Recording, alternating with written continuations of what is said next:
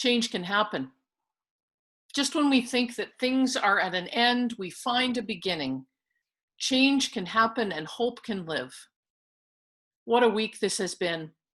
A light of truth is being shone on racism and oppression and all their manifestations. People around the globe are protesting, gathering together at great risk to themselves. People are marching and calling for change. On Friday, city workers in Washington, D.C. painted the words Black Lives Matter onto 16th Street, right behind the White House, and at the corner of 16th and H Street. The name of the intersection is now Black Lives Matter Plaza, and loudspeakers are playing the voices of current and historic civil rights leaders calling for change. People are making noise that our voices might be heard.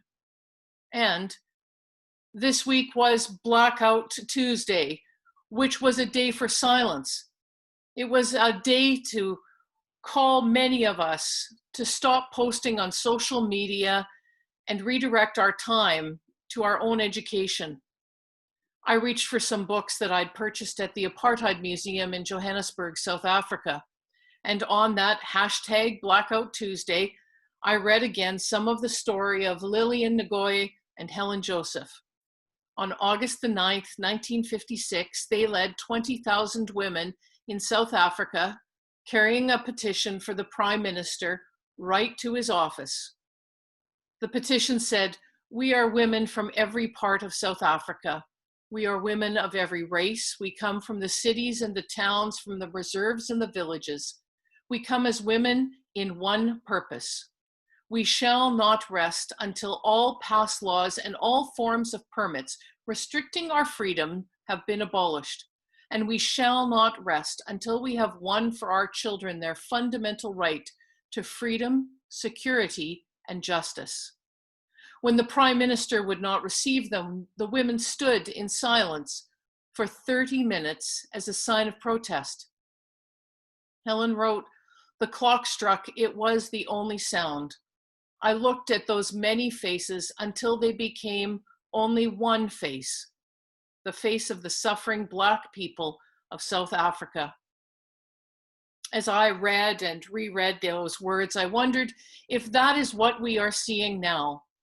If we are seeing all the many faces of protest becoming one face.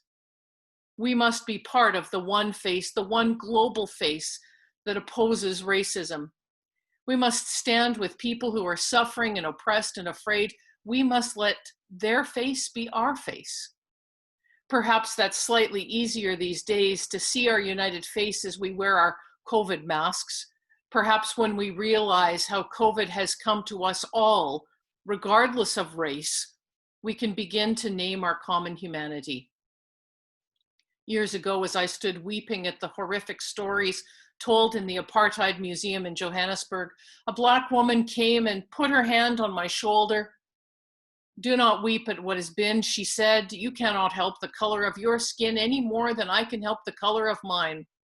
What we can do now is make sure these things never happen again." To change the world is to live our faith as gospel people. Today's reading from the very end of the Gospel of Matthew has the last words of Jesus. It's called the Great Commission. "Go, therefore, and make disciples of all nations. And remember, I'm with you always to the end of the age." For me, there are two parts of that passage to consider today. The first part is that we're called to share the good news. We're called to baptize and to teach everything that Jesus commanded. And what was that commandment of Jesus? That we love one another, that we love as God loves. Receiving the Great Commission is not a call to use the gospel as a weapon to oppress or to claim some sort of superiority. To receive the Great Commission is an invitation to remember who we are from our very beginning. We are beloved children of God. So sharing the good news, whatever we call it, evangelism, discipling, preaching, whatever, it's all about love. It's all about respect. It's all about listening. It's all about justice. It is all about welcome. And it is love and respect and listening and justice and welcome that will change everything. That will set us all free. Love and respect and listening and justice and welcome will overcome racism. And that's our calling. The second part of that gospel is the promise that Christ is always with us. We are not in this alone. We are called to love and respect and listening and justice and welcome. And when we can hear that, we can also know that we are loved and respected and listened to and offered justice and welcome. We are held in God's hands and in God's heart. Our face is the one face of the suffering when we stand together. Our voice is God's voice of hope that change can happen. Change can happen. Just when we think that things are at an end, we find a beginning. Change can happen and hope can live. As Natalie Sleeth wrote, there's a song in every silence seeking word and melody. There's a dawn in every darkness, bringing hope to you and me. From the past will come the future, what it holds a mystery, unrevealed until its season, something God alone can see.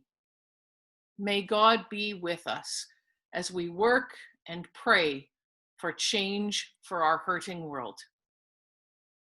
Amen.